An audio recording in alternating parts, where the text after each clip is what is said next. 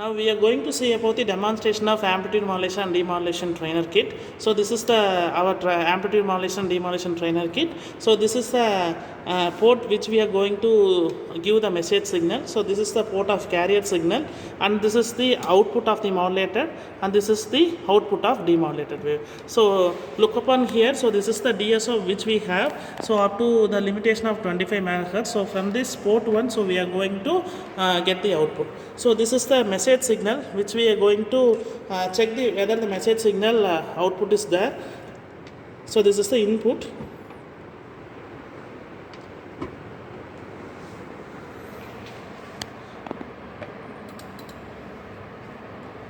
So this is the input we got.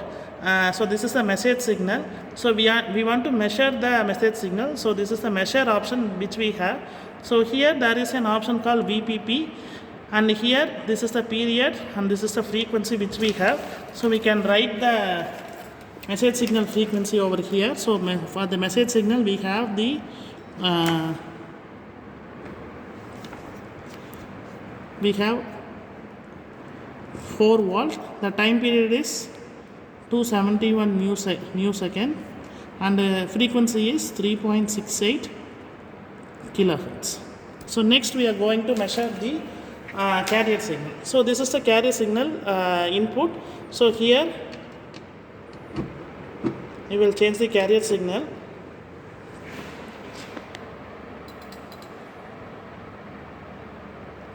So this is the carrier signal input.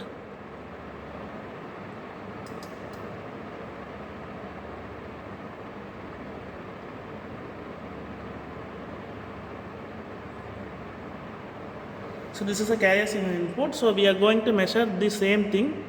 So this is the measure option. So we can write the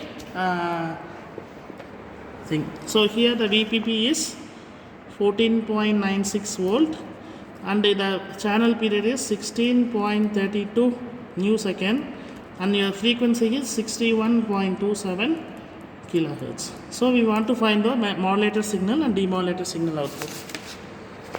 So now we are going to connect. So this is the message signal port.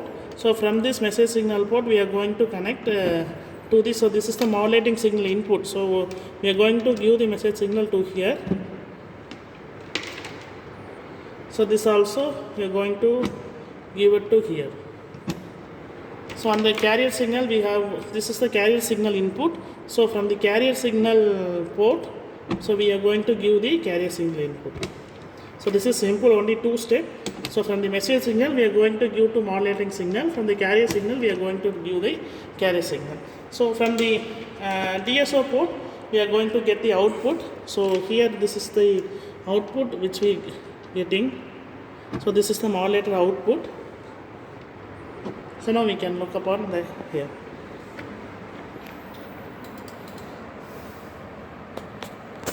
So this is the modulator output which we got. So this is the modulator output which we got here. So here the amplitude of the carrier wave will change according to the message signal. So here we need to measure the output. So here, so this is the modulator output measurement. So here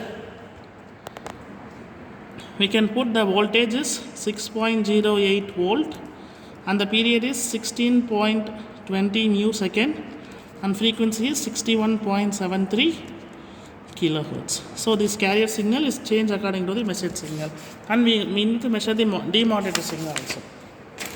So this is the demodulator port we have. So from this I am going to the modulator output is given to the demodulator input. So this is the port we have.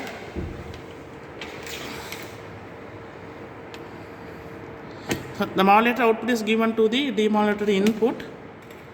So we are going to check the output of the demodulator wave.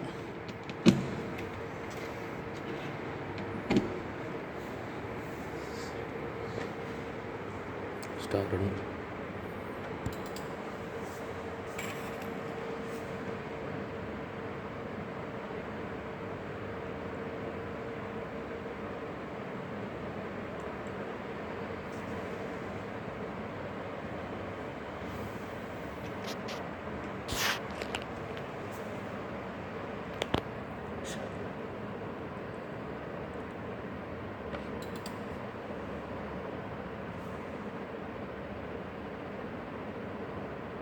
Stop. G. So here this is the demodulation output, so which we got the original sequence, that is a message signal. So here they are obtaining an VPP called 3.4 volts. So coming to here, so we can give it, this is a 3.4 volt. So whatever the modulator message signal, we cannot retain the same signal in the demodulator part. It will be getting eliminated and distorted. So here this is a period.